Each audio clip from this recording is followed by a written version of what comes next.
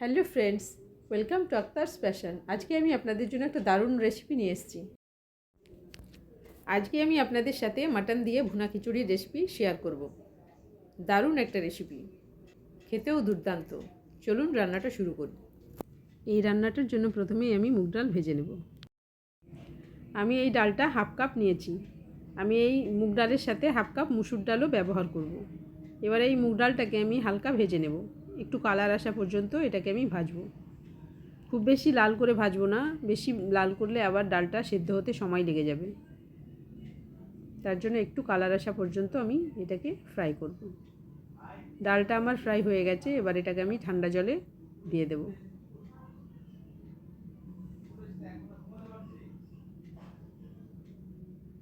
এবার আমি এই ডালটাকে ভালো করে ধুয়ে জল ঝরিয়ে রেখে দেব।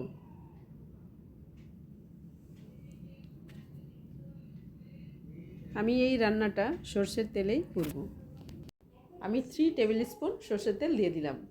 তেলটা গরম হওয়া পর্যন্ত ওয়েট করব। তেলটা খুব বেশি গরম করব না, হালকা গরম হয়ে গেলেই আমি এবার ফোড়নে জিরে দিয়ে দিলাম, একটা শুকনো লঙ্কা, তেজপাতা,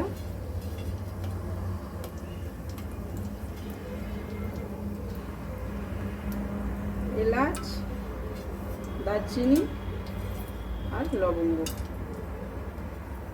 এগুলোকে আমি হালকা একটুখানি ফ্রাই করে নেব।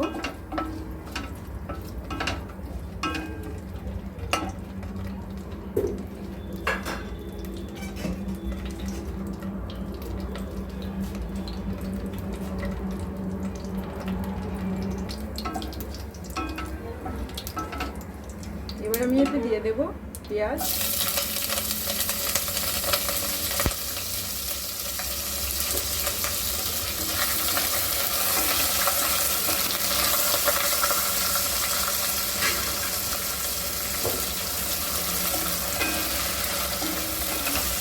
পেঁয়াজটা আমি খুব বেশি লাল করে ভাজবো না, পেঁয়াজের কালার চেঞ্জ হওয়া পর্যন্ত আমি এটাকে ভাজবো। দেখুন পেঁয়াজের কালারটা হালকা চেঞ্জ হয়ে গেছে। এবার আমি এর মধ্যে চাল আর ডালটা দিয়ে দিচ্ছি। আমি এখানে পোলাইয়ের চালটা নিয়েছি, আর নিয়েছি মুগ ডাল আর মুসুর ডাল। চাল নিয়েছি 2 কাপ, আর মুগ ডাল আর মুসুর ডাল মিলিয়ে 1 কাপ, মানে 2 কাপ চাল 1 কাপ ডাল। এবার এগুলোকে আমি বেশ কিছুক্ষণ সময় ধরে ভালো করে ভেজে নেব। পেঁয়াজের সাথে এটাকে একটু সময় নিয়ে ভাজতে হবে। এটাকে আমি একটু সময় নিয়েই ভাজবো, কেন এই চালটা ভালো করে ভাজতে হবে। এটা রান্না করতে আমার খুব বেশি সময় লাগবে না, যেহেতু আমার মাংস রান্না করাই রয়েছে।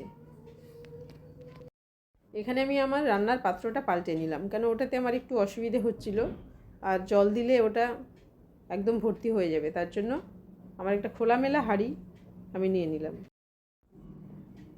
আমার চালটা অনেকটাই ভাজা হয়ে গেছে।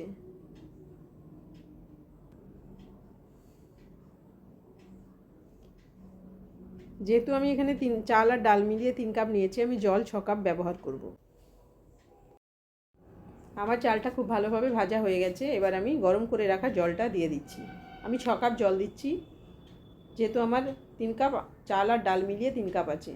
এবার আমি জলের সাথে চাল আর ডালকে ভালো করে মিশিয়ে নিচ্ছি। এবার আমি একটুখানি লবণ অ্যাড করব। মাংস রান্নার সময় আমি লবণ হলুদ সব কিছুই দিয়েছি, তার জন্য সামান্য লবণ অ্যাড করলাম। লবণটা নিজেদের স্বাদ মতো দেবেন।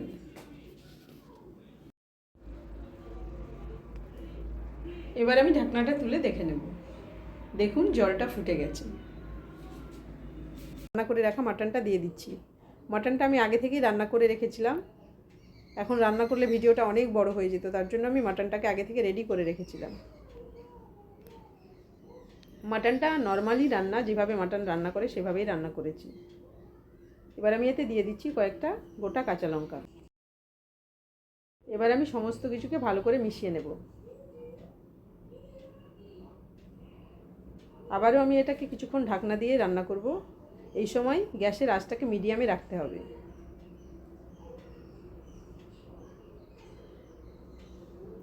এই রান্নাটা এবার মিডিয়ামেই আমি করব। আবারও ঢাকনাটা তুলে দেখে নেব। এবার আমি এর মধ্যে দিয়ে দিচ্ছি ভেজে রাখা আলু। আলুগুলোকে আমি বড় বড় করে কেটে ভেজে রেখেছিলাম।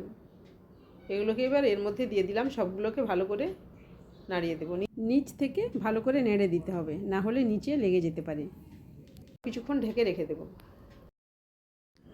আবারও আমি ঢাকনাটা তুলে এবার দেখে নেব। এই যে দেখুন, জলটা একদম টেনে গেছে, অনেকটাই জল শুকিয়ে গেছে। এখনও একটু চাল সিদ্ধ হবে, তার জন্য এটাকে আমি একদম লো ফ্লেমে এবার রান্না করব। যেটুকু হওয়া বাকি আছে সেটা একদম লো ফ্লেমেই হবে। আপনারা আলুটা দিতে না চাইলে আলু স্কিপ করতে পারেন। আমার মনে হলো আলু দিলে ভালো লাগবে, তার জন্য আমি আলু দিয়েছি। এই যে দেখুন, আমার ভুনা খিচুড়ি, মাটন দিয়ে ভুনা খিচুড়ি একদম রেডি। এবার এটাকে আমি সার্ভ করে দেব। এটা খেতেও দুর্দান্ত হয়। মাটন দিয়ে ভুনা খিচুড়ি আমি সার্ভ করে দিয়েছি। দেখুন, দেখতে কি অসাধারণ হয়েছে, মনে হচ্ছে বিরিয়ানি, কিন্তু খেতে একদম আলাদা। আজকের মতো ভিডিওটি এখানেই শেষ করছি। ভালো থাকবেন, সুস্থ থাকবেন। Thank you.